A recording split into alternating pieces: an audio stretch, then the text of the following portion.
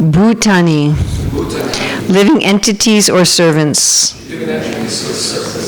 Vishnu, of Lord Vishnu. Sura Pujitani, who are worshipped by the demigods. Dudarsha Lingani, possessing forms not easily seen. Maha Adbhutani, greatly wonderful. Rakshanti, they protect. Tat Bhakti Mataha, the devotees of the Lord. Parebhya, from others who are inimical.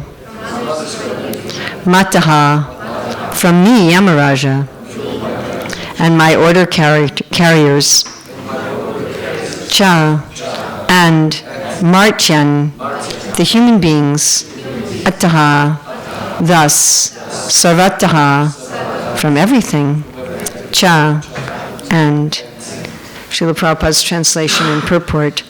The order carriers of Lord Vishnu, who are worshipped even by the demigods, possess wonderful bodily features exactly like those of Vishnu and are very rarely seen. The Vishnu Dutas protect the devotees of the Lord from the hands of enemies, from envious persons, and even from my jurisdiction, as well as from natural disturbances. Can you understand English? Yes. Can you understand English? Okay. Srila Prabhupada's purport. Yamaraja has specifically described the qualities of the Vishnu Dutas to convince his own servants not to be envious of them. So what you mean by being envious of them is that the Yamadutas might have felt disturbed that the Vishnu Dutas took away their person, Ajamil, and so they might have wished them harm. They might have thought, we should get those guys who took away our person. So that's a kind of envy, is when you wish harm to others, or envy that they wish they had their power. Right? The Yamadutas might have thought, well, we wish we were as powerful as they were because they defeated us.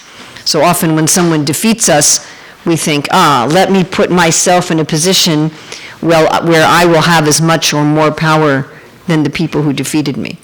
So in that sense, that is envy.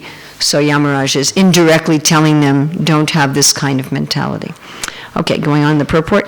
Yamaraj warned the Yamadutas that the Vishnu Dutas are worshipped with respectful obeisances by the demigods and are always very alert to protect the devotees of the Lord from the hands of enemies, from natural disturbances, and from all dangerous conditions in this material world. And of course, one of the dangerous conditions is Yamaraj and the Yamadutas. So he's basically, Yamaraj is saying to them, that's their job. The job of the Vishnu Dutas is to protect the devotees even from you. So don't try to disturb them, and don't think ill of them or want to have power over them. This is the job that they do. Going on, sometimes the members of the Krishna Conscious Society are afraid of the impending danger of world war and ask what would happen to them if a war should occur. So there's an interesting conversation. There were a number of times that Srila Prabhupada spoke about the possibilities of war.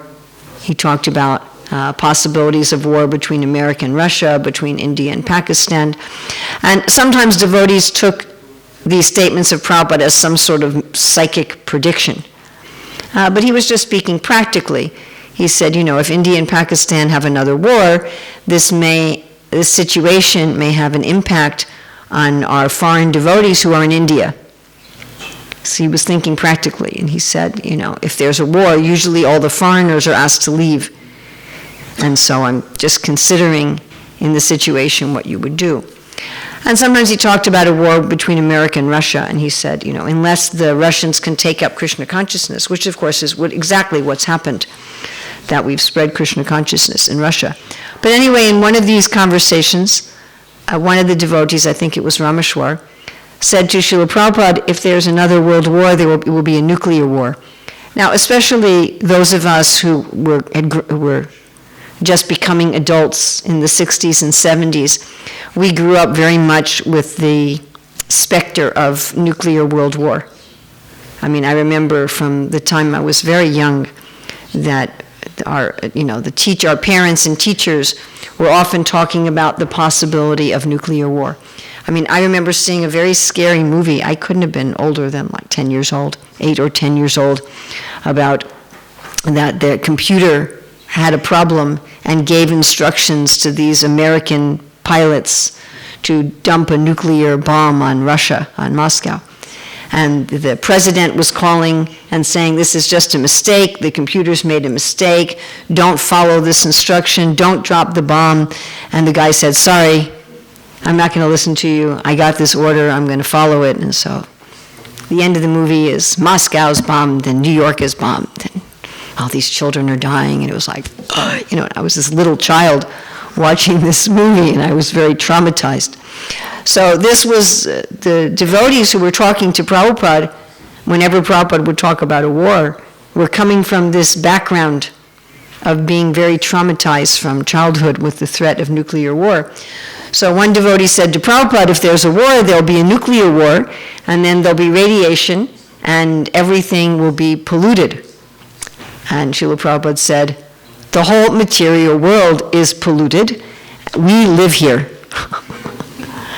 And then the devotee said, but Prabhupada, the radiation would contaminate the crops, and we wouldn't have any food. Prabhupada said, yes, without food you will die. He said, so everybody will die. He said, whether you will die now or 20 years from now, he said, whenever you're going to die, 20 years before, 20 years after, everybody will die. So don't worry about these things. Prabhupada just like completely discounted all of these concerns. So I'm sure Prabhupada's writing in this purport this statement because he had this experience that if he talked about war at all with his disciples, they would get very worried. And they would say, Prabhupada, there won't be any food, we won't be able to breathe, we won't be able to live, nothing will go on, And, okay, so going on with the purport. Sometimes the members of the Krishna Conscious Society are afraid of the impending danger of world war and ask what would happen to them if a war should occur. In all kinds of danger, they should be confident of their protection by the Vishnu Dutas or the Supreme Personality of Godhead, as confirmed in Bhagavad Gita, Kvanteya Pratijanihi Name Bhaktya Pranashyati. Material danger is not meant for devotees. This is also confirmed in Srimad Bhagavatam, Padam Padam Yat Vipadam Na Te Sham. In this material world, there are dangers at every step, but they are not meant for devotees who are fully surrendered unto the lotus feet of the Lord.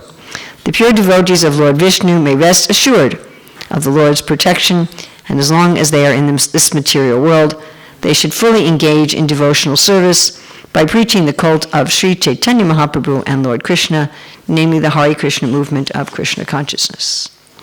Bhutani Vishnu Sura Pujitani Durdarshalingani Mahadbhutani Rakshanti Tad Bhakti Mata Parebhyo Mataschamarchyam Atasarvatascha.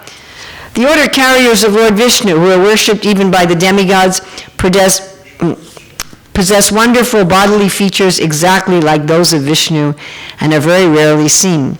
The Vishnu Dutas protect the devotees of the Lord from the hands of enemies, from envious persons, and even from my jurisdiction, as well as from natural disturbances. So I find this particular verse and purport very interesting because in other religions of the world, they talk about guardian angels. Yes, you've all heard this? That we have some kind of guardian angel. And there are many stories, even today, if you look online and you know, stories about angels, stories of guardian angels, angel sightings, and you'll find many, many people who have experiences where they claim to be protected by some kind of higher being. Yes, you're all familiar with these? And many of these stories are by people that are very respectable, sane people. It's very difficult to take all of these stories and say they're all rubbish. That's very difficult. And in many cases, there's many, many witnesses. In some cases, in many, many witnesses. I remember there was one story that made the headline news of some car accident, and somebody just appeared and saved the person who was in the car. And there were so many. There were the firefighters were there, the police officers were there, so many onlookers were there, and everybody had the same story, that this person just appeared there, they saved the passenger, and then they looked around, and they were gone. And again, this was big news because there were so many witnesses, but there are many times stories like this that can't be explained in any rational way. And of course, sometimes people see them not as humans, but they see them actually in some higher form. And I remember thinking, do we have any evidence in our Shastra that there is such a thing? And here it is, it's right here. So Yamaraj is saying, the Vishnu Dutas are protecting the devotees. That's what they're doing.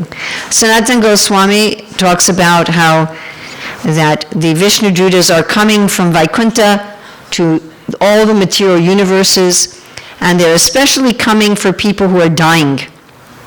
I said, anyone who's dying, who's either hearing or chanting even the shadow of the name, Nam Abbas, the Vishnu Dutas come and rescue them, just like they did for Ajamila.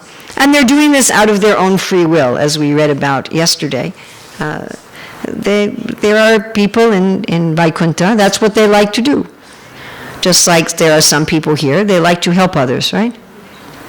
In this world, there are people who are firefighters, and they are called in America the first responders. Have you heard of them? You have this kind of term here. So when there's some danger, when there's some problem, who are the people who are there first? The ambulances go, right? We've all been driving on the street, and the fire trucks go, yes? And the police and the ambulance, those are the first responders. And they're people who like this job. This is the career they like to have. So they're also servants of the Lord who have this service that they perform for the Lord. And they go into the material world and they rescue the devotees. They come at the time of death, and they may rescue them in other ways also.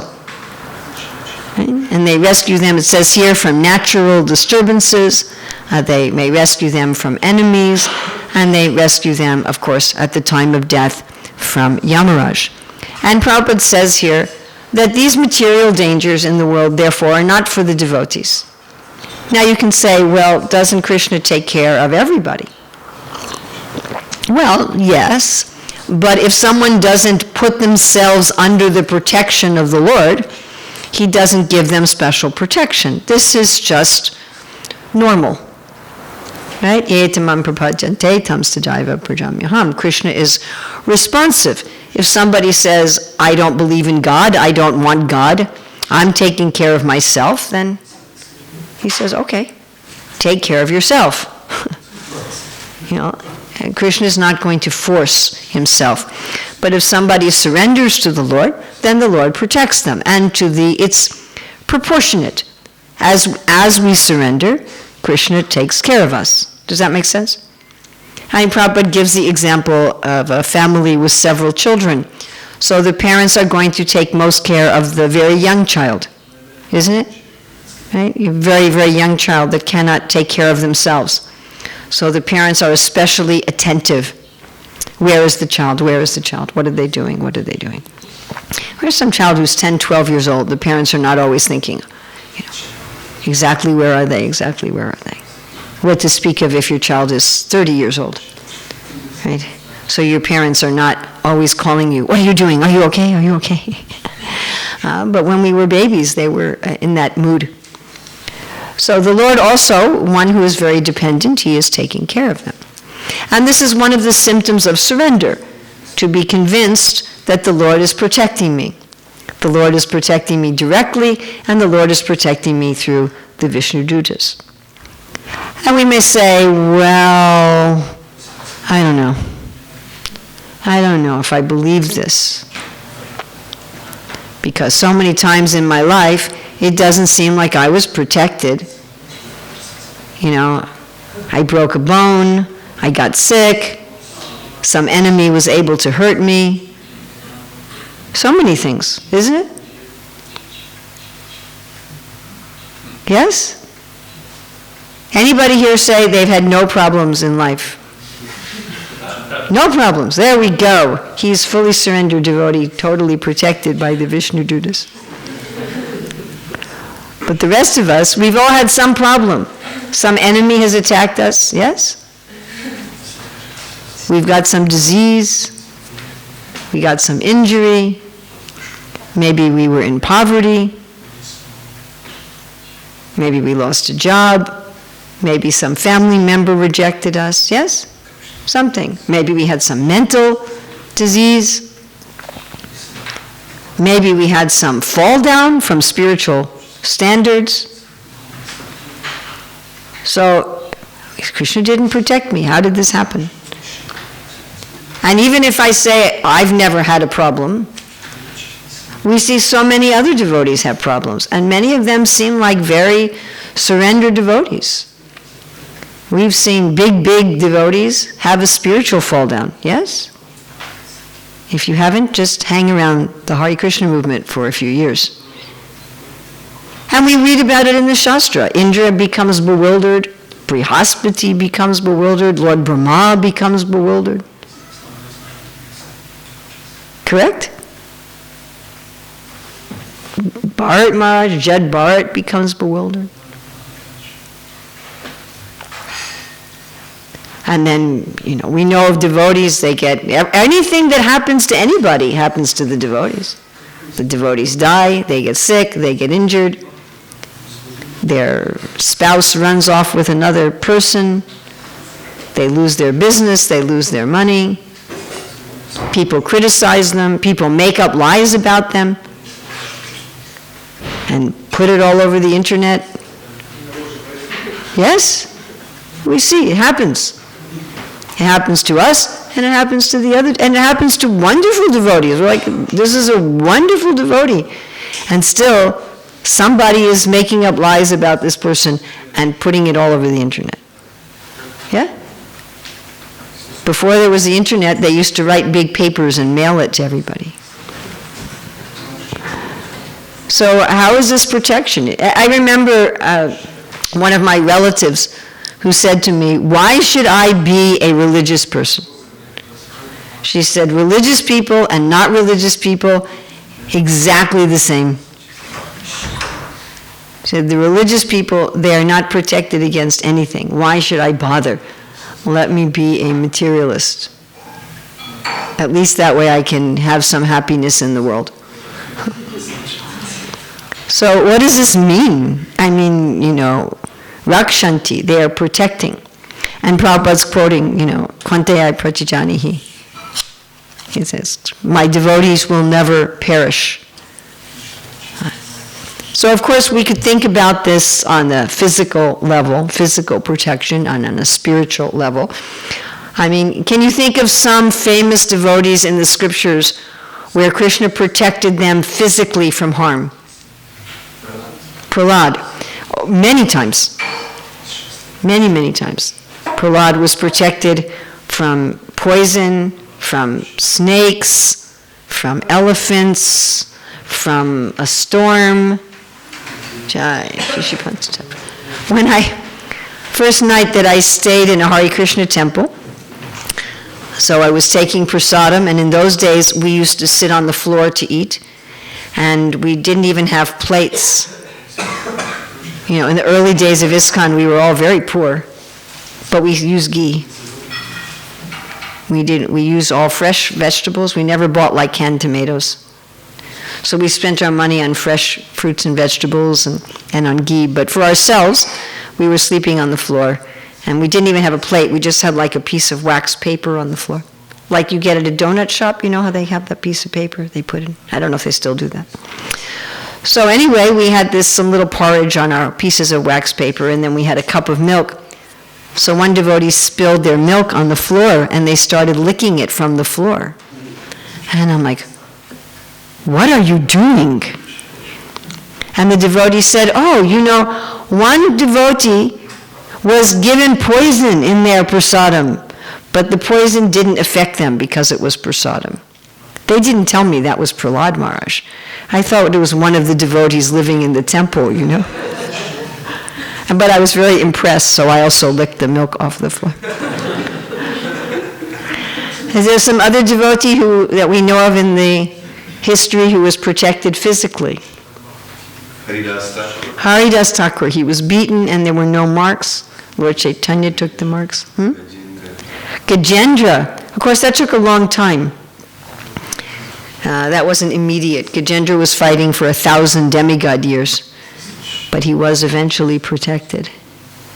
Oh, I'm going to go off topic for a minute because that's such a funny story. Because not only did Vishnu save Gajendra, he also saved the crocodile. Yes? And in one lecture, Prabhupada says that Vishnu saved the crocodile because for so long he was holding the feet of a devotee.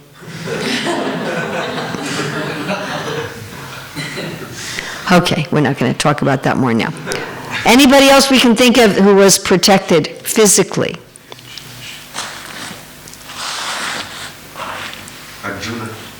Arjuna, yes, excellent, many times.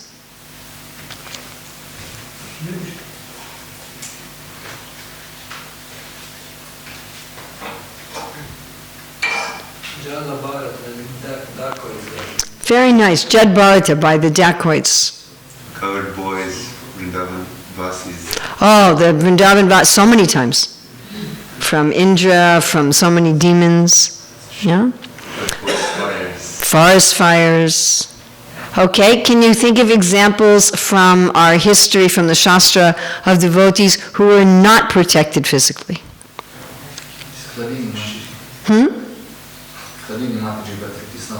I'm asking right now just from the Shastra.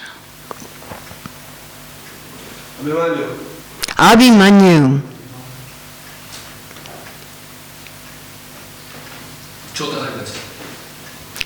That's spiritual. Right now we're looking physical. But you can keep that one for the spiritual protection.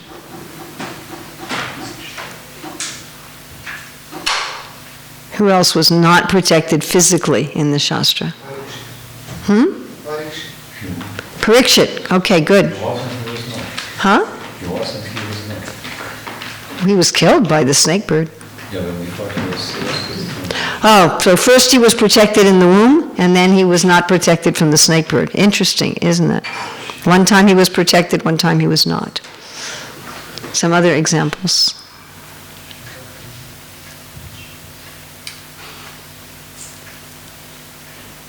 Yadavas at the end. The Yadavas at the end, when they killed each other, yeah.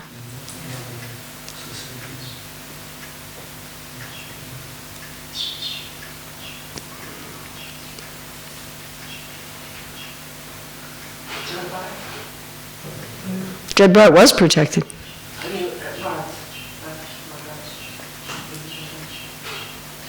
That's spiritual. We're looking physical right now, but you can save that one. Many on Kurukshetra. Many in Kurukshetra. Can you think of some specific? We have Abhimanyu. Who else? Who's a devotee? The sons of Draupadi. That was heavy. Vishnu? Bhishma, yes. Bhishma was not protected. Dronacharya. Nobody's thought of my favorite example from the Ramayana. Jatayu. I was watching a drama of the Ramayana when Prabhupada was also watching. He was sitting 2 rows ahead of me, and that scene, the killing of Jatayu, was very heart-wrenching. So Jatayu was not protected. Okay, let's look at... So we looked at physical. Let's look at mental, psychological, honor, reputation, peace of mind. Who had that protected by the Lord?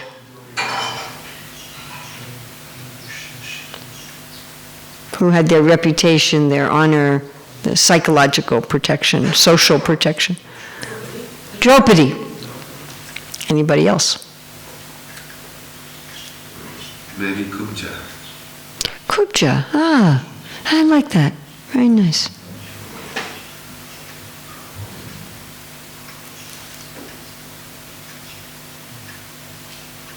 Yudhishthira. No, I don't think so. Yudhishthira is an example of having his reputation not protected. When he got so bewildered and he was gambling, we still criticize him for this. Arjuna, yeah, when he made the promise that I'm going to kill Jayadratha, Krishna protected his honor.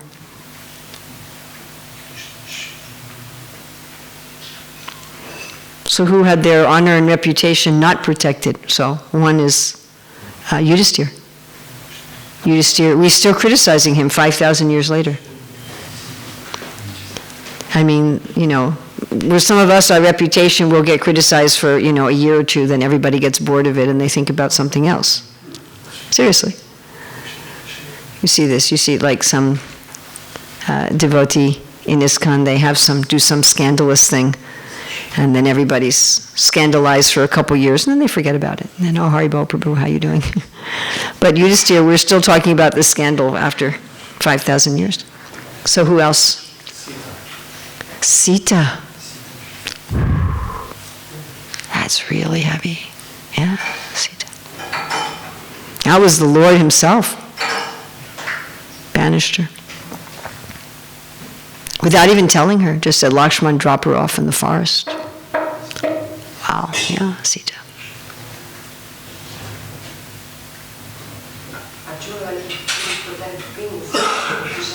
Arjuna couldn't protect the queens, yes, he was very ashamed. All right, what about spiritual protection? So who was protected spiritually against fall down?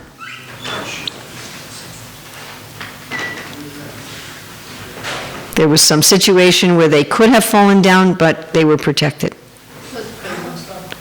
Lord Brahma? With Vak? Okay. Haridas Thakur with the prostitute and with Maya Devi, yes.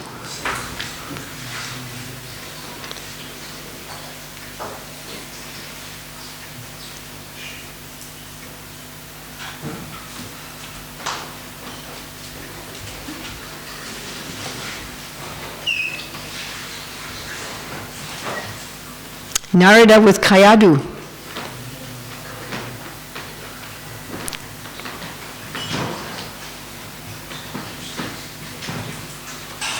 Okay, what are some examples of devotees who were not protected against spiritual fall down? So you already said Chota Haridas and Bharat.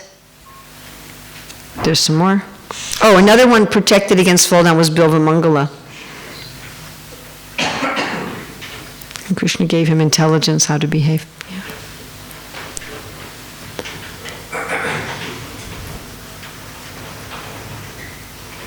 What about Krishna Das, who ran off with the Bhattaharis, even though Lord Chaitanya was right there? Yes. Now, of course, if we looked at modern examples in ISKCON of all these, we'd be here for a very long time. And we could give so many examples of devotees who were protected physically.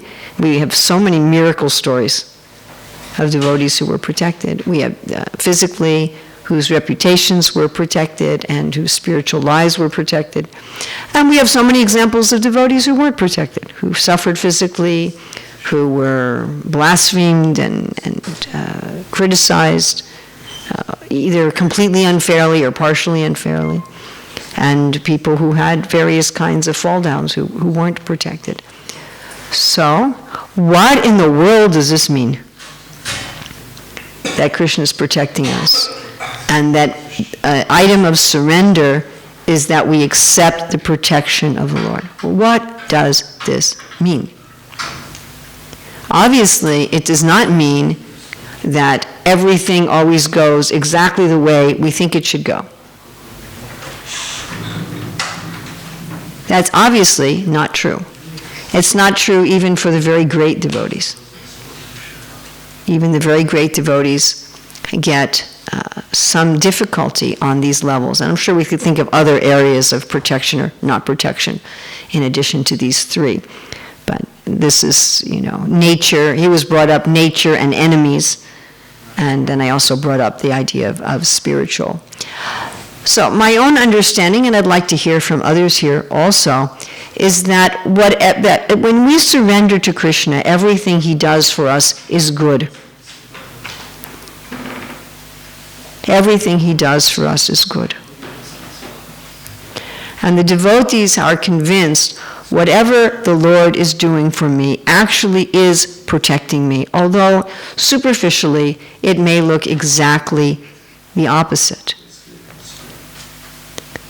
I mean, if we think about some material example, so one of my former students, her husband had a very rare form of cancer. 4 times he's had a relapse of this.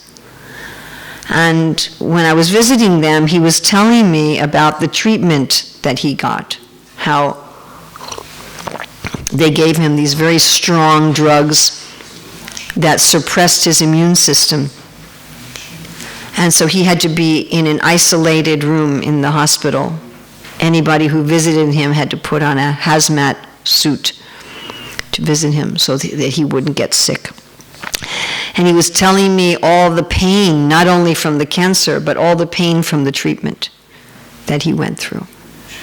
And I thought, even though the doctors gave him so much pain, not only the disease gave him pain, the doctors also gave him pain. And he has permanent pain. He understands the doctors have protected me. He trusted them, and he understands that they've protected me. So the devotees see like that. And if you think about, a number of you mentioned about Kurukshetra, and none of you mentioned Abhimanyu, nobody mentioned Ghatokacha. I find Ghatokacha a very heart-rendering story. So he's the son of Bhima and Hidimba, and Bhima had affection for him. He's his son. But Ghatokacha was used by Krishna for Karna to throw the Shakti weapon. Karna had this weapon that could kill anybody. There was no counter action for it. But it could only be used one time. And Karna wanted to use it on Arjuna. That was his plan. He always hated Arjuna. So Krishna had him use it on somebody else. Ghatokacha was fighting so strongly that Karna didn't have an option. Either he killed Ghatokacha with the Shakti weapon, or his army would be defeated. And the Pandavas were crying. It was their son, their nephew. And then Krishna says, but this way Arjuna was saved. Oh, your son is killed to save your brother. How do you deal with that? But they accepted, the Pandavas accepted, yes. He died a glorious death. He died for some higher purpose. And they didn't see it. I mean, it's explained that Subhadra, she had one child, Abhimanyu, and when he was killed unfairly, it said her love for Krishna didn't change even slightly in color.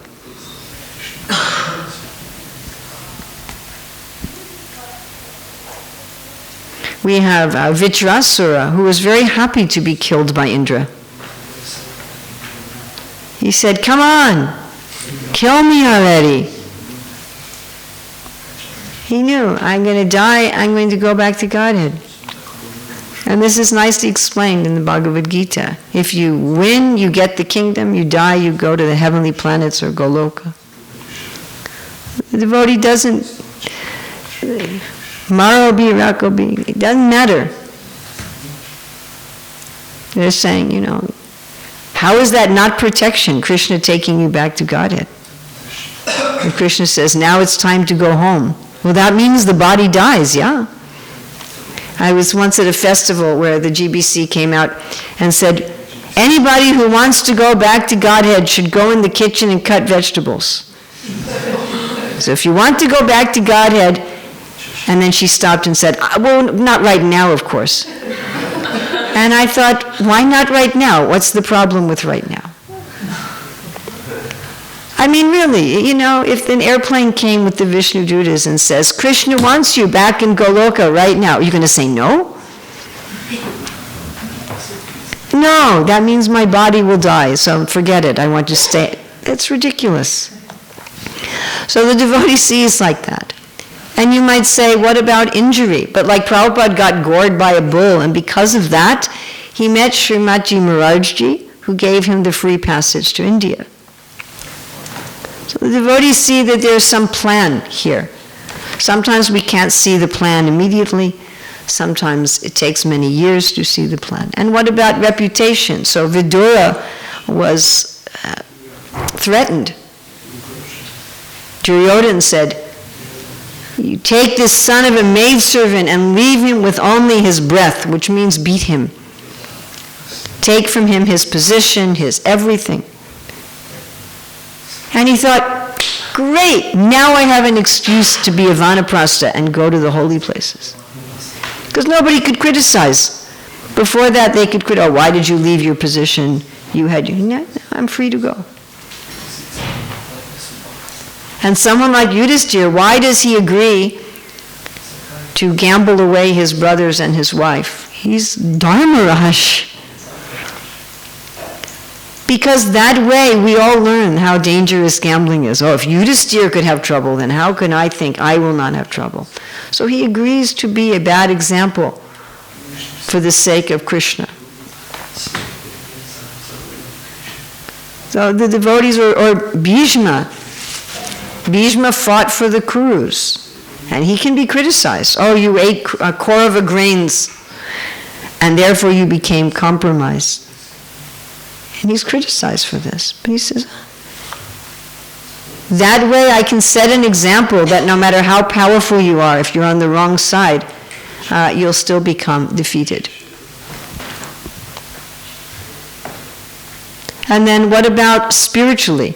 So there's one devotee I know who was, well, still is kind of, but anyway, he was very, very famous in ISKCON and very loved. I mean, basically everybody loved him. And then he had some difficulty where he became attracted to another woman. He was married. He became attracted to another woman, and it was a big thing. And his Guru Maharaj told him, if you leave your wife, I will never speak to you again. And he told me, he said, I know my Guru Maharaj has done this, so I took it very seriously. I mean, eventually his wife actually said, get out of here, go be with the other woman. So anyway, but he tried. But when he was still trying to fix things with his wife, I was talking to him and I said, Prabhu, why do you think you had this difficulty? And he said, I was very proud. He said, I was sitting with all the sannyasis in GBC taking prasadam, and everybody was giving me so much respect, and I was thinking, yes, I am a very advanced devotee. And now Krishna has finished my pride. And I said, well, that seems like a pretty heavy way to smash your pride. And he was just beaming, he was smiling, he said, any way is fine. He said, I am so happy that I am free from this burden of pride. He said, I accept Krishna, that Krishna was merciful to me and showing me that I wasn't so great. And I thought, wow, that is really surrendered. So, the devotees trust that whatever Krishna is doing is actually for my protection. Sometimes at the moment it's very, very, very, very, very, very hard. Sometimes it's very hard. You know, every day I get an email or a chat or a phone call or a face-to-face with somebody, some devotee, who's going through something terrible. Every day. At least one. Sometimes 10, sometimes 20.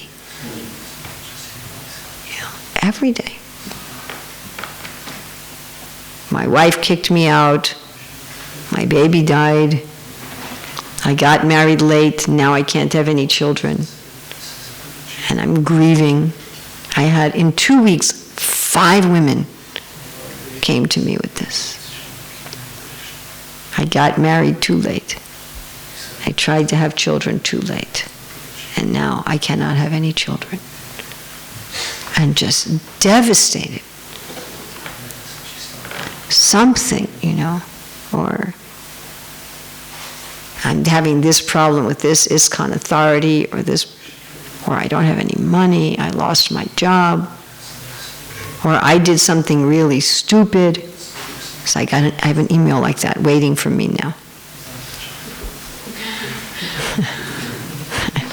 How do I answer this?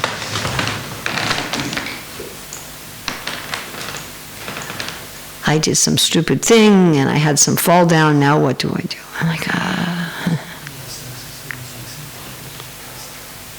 So for many years, I used to find dealing with these things very difficult, both for myself, when I went through these situations where I couldn't understand, where is Krishna?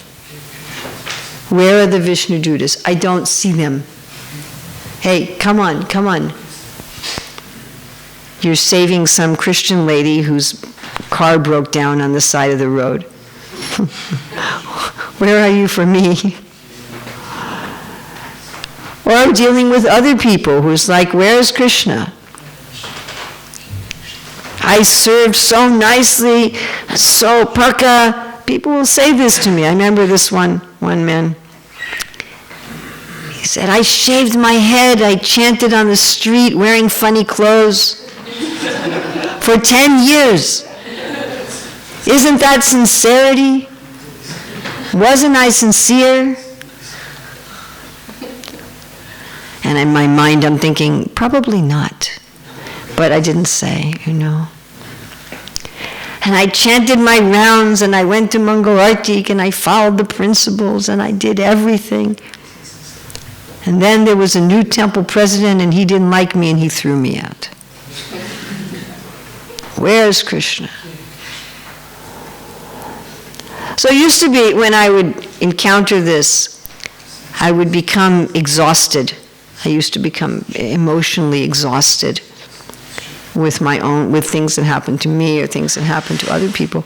And then it was your Guru Maharaj, Bir Krishna Swami, when he was teaching some seminars in one of the camps in Europe, I forget. Maybe it was a Slovenian camp, about empathic communication.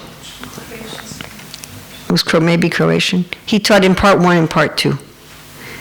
So I went to part 1 just out of politeness, Honestly, just like, okay. He's my GBC, he's my daughter's guru, I will go.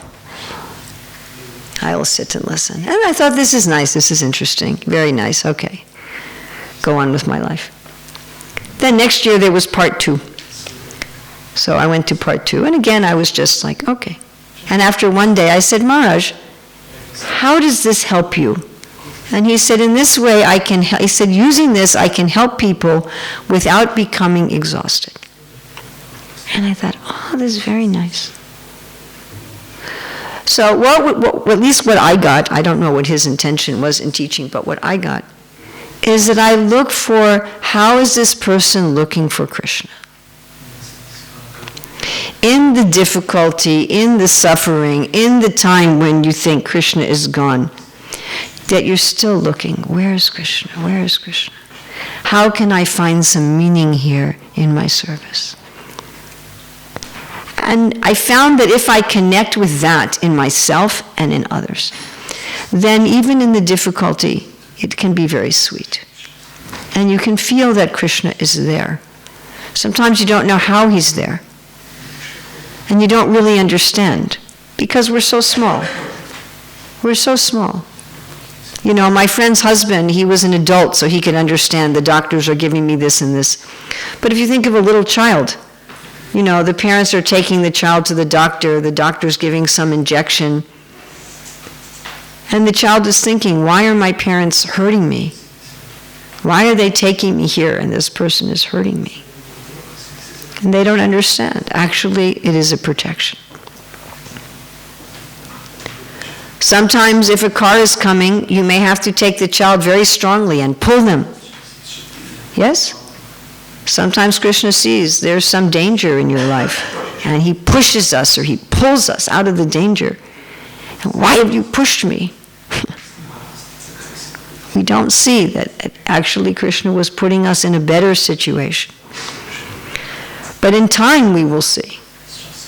Some things I think we will not see in this body. Some things I think it will take being out of this body. And then we will understand, oh, you were always there. You were always protecting me. It was always perfect. But many things in this life we will see. Sometimes it's a day later, sometimes it's a week later. With one thing in my life, it took 15 years, and then I saw, you were actually protecting me. I thought you were hurting me. I thought you were destroying everything in my life, but actually, it was a good thing. You were there for me. You were protecting me. So this is a little subtle, and it's a little difficult. And when we are in the situation, when it's churning and hurting and tearing us to pieces, we may look around and say, where are you? Where's your Vishnu Dutas? Where are you? I don't feel protected at all.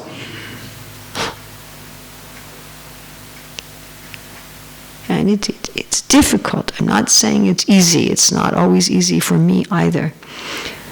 I'm not saying it's just, oh, it's easy. Yes, yes, you just say, Krishna's protecting me, Hari Bol.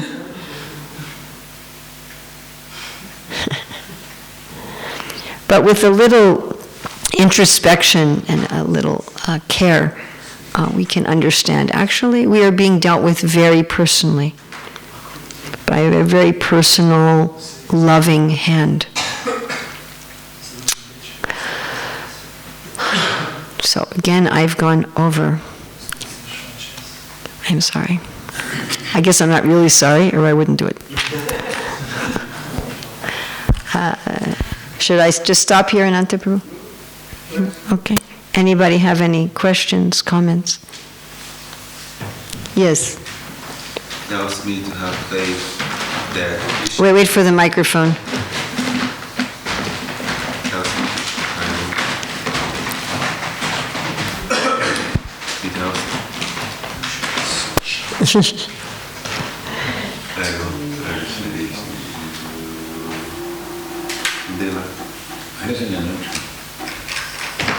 Just speak, I'll repeat it.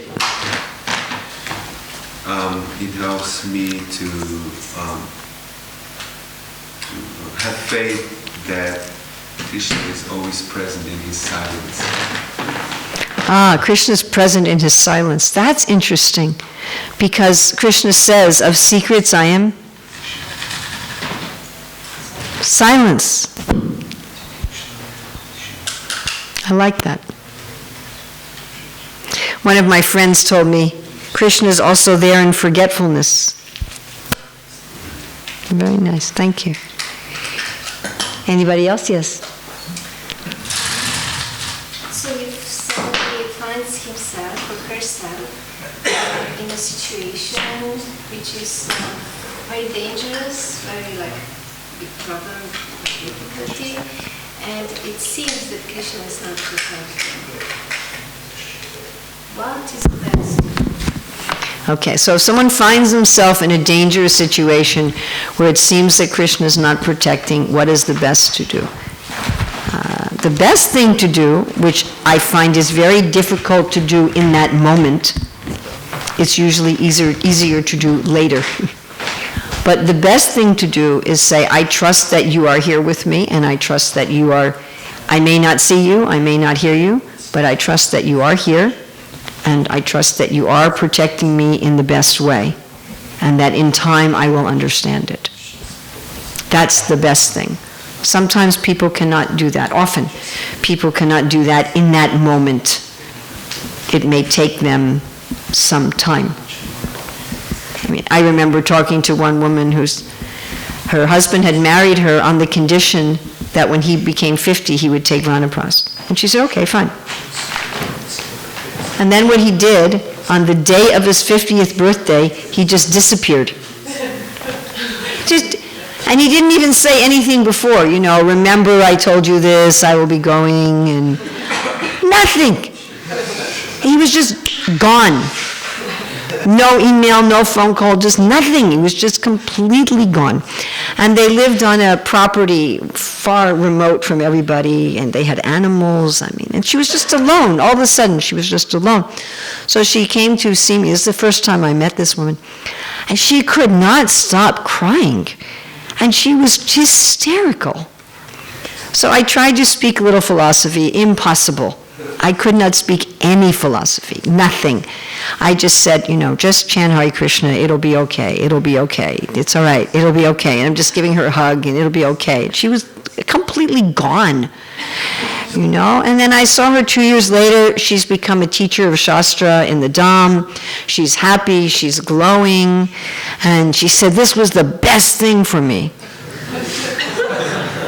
I had tried to speak a little philosophy for her for like 5-10 minutes.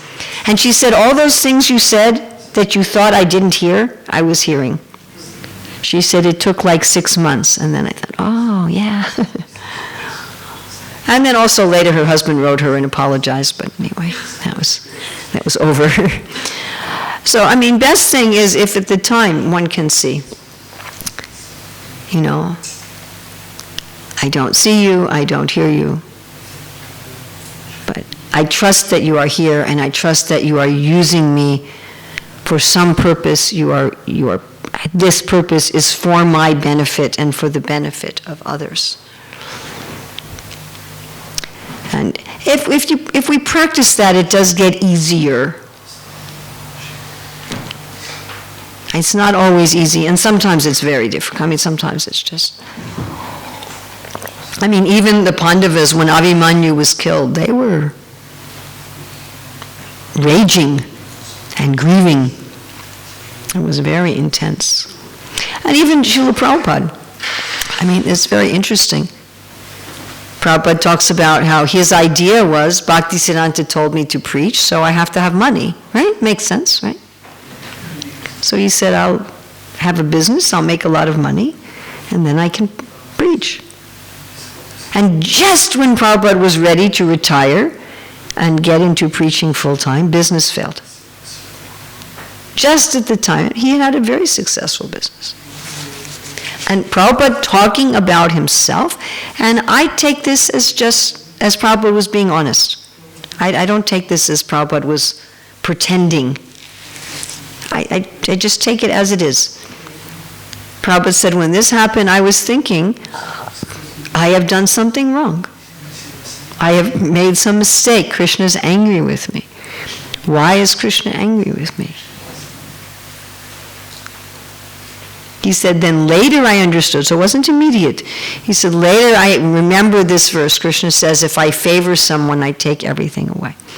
He said, then I could understand. Krishna wanted me to start the preaching in another way. And if we think about it, Prabhupada started this movement with no money at all, no support from any institution, not even his Guru Maharaj's institution. No support from any government institution or any institution. He was completely alone.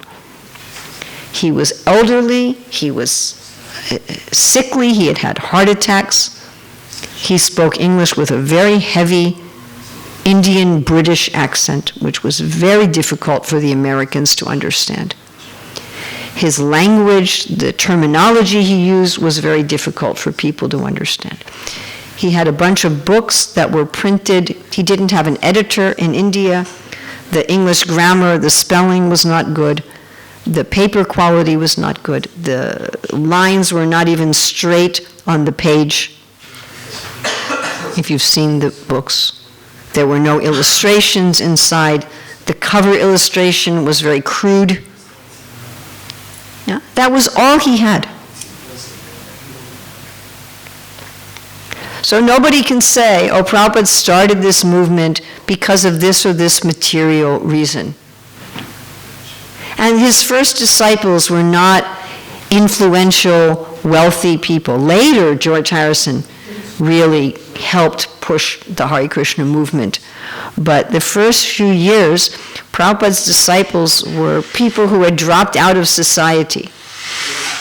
A few of them had some simple jobs. Nobody had money. Nobody had big influence. You understand? So we can see Prabhupada started this movement 100% from spiritual potency. And Krishna wanted to show that. So how was he going to show that? He took away everything else. He took away support from the Gaudiya Math. He took away the money. He took away everything. He was only left with himself and a pair of cartels and some poorly printed, difficult to read books. That was all.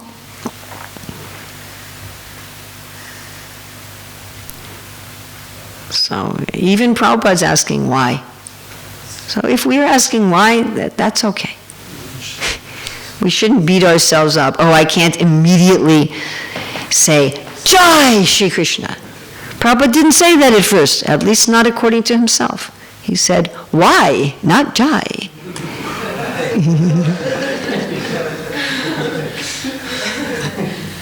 So we have this also as that, the example. We may also say, why? And it may take some time before we see, now I understand.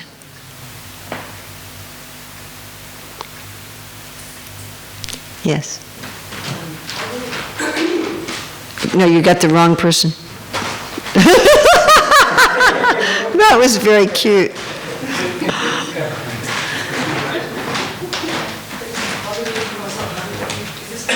We're not even sure if it's working anyway. It's not. Just say and I'll repeat.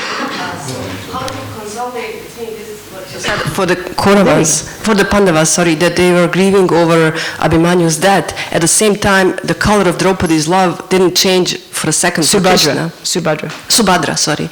So, like, they were grieving, lamenting, and at the same time, they didn't change an inch. So it's really like Isn't perplexing. that beautiful? Yes, but how? It's actually beautiful. That having full faith in Krishna and full love for Krishna doesn't mean you're always going around like this. Hi, everybody. I'm happy. Everything is just wonderful. Oh, my 16-year-old son was killed by 7 Maharatis unfairly. Jai Krishna. That's lovely. That's not our idea of spiritual life. Our idea of spiritual life is very variegated with emotion. When Krishna goes to Mathura, the devotees in Vrindavan aren't just saying, well, Krishna went to Mathura, Hari Bol. We'll go on with our lives. They're almost dying. I was just reading this in Chaitanya Charitamrita. They're practically dying.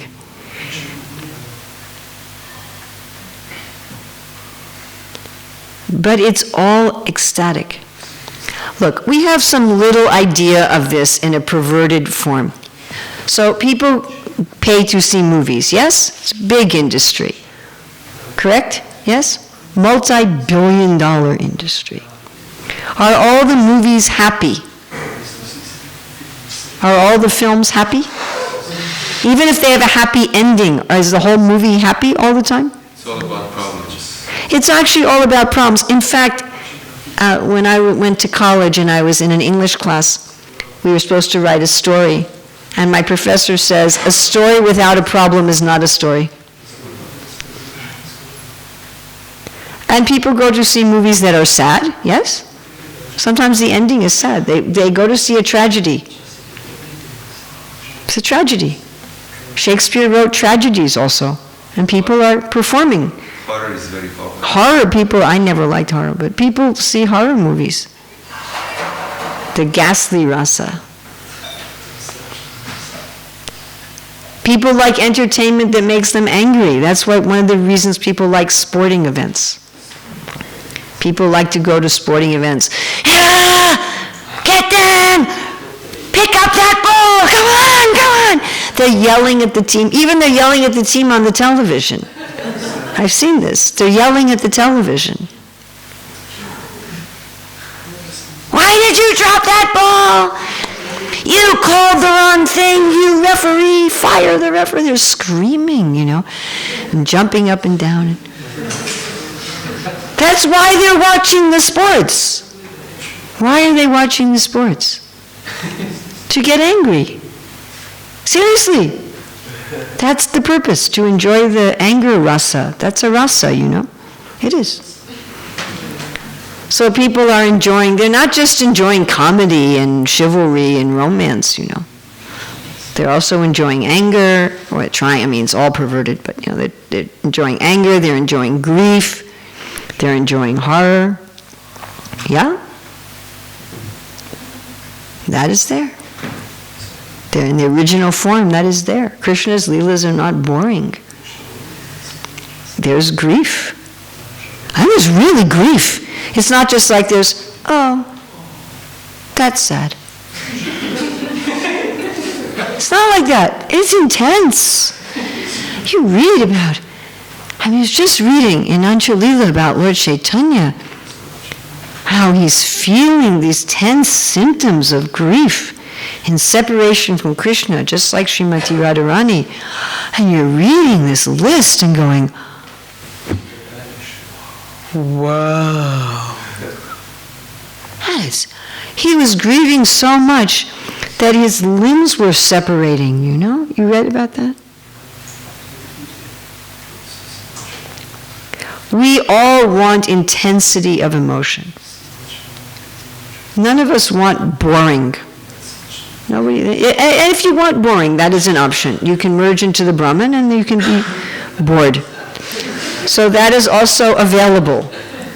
If you go, oh, this Krishna Bhakti, too much emotion, it's too much. I just want a break. You can merge into the Brahman, you can have your break. Actually, I'll end with this funny story. So one of my very good friends, very, very good friends, and she was a head pujari for years and years and years, and then she became the temple president also. So she had so many responsibilities. And a very simple, sweet lady. So she was really burdened with all her responsibilities, so she went in front of the deities. You know this story. She went in front of Radha Golokananda and she's like, I can't take this anymore. Please, I just need a break. Would you please give me a break? And the temple is on the second story, so you can understand what happened. So she walks out of the temple room door and she falls down the stairs. And she broke her pelvis and her ankle. And she was laughing. She said, not that kind of break.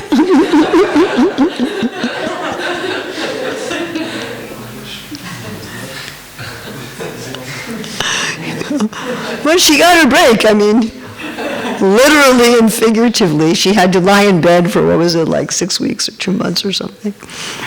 And she could just read and chant and she didn't have to manage anything. So that was a funny kind of Krishna protection. But she just thought it was funny, I think I really need to end. Sorry.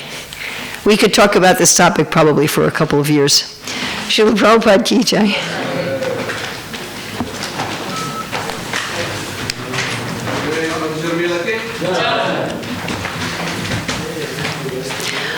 If anybody is still interested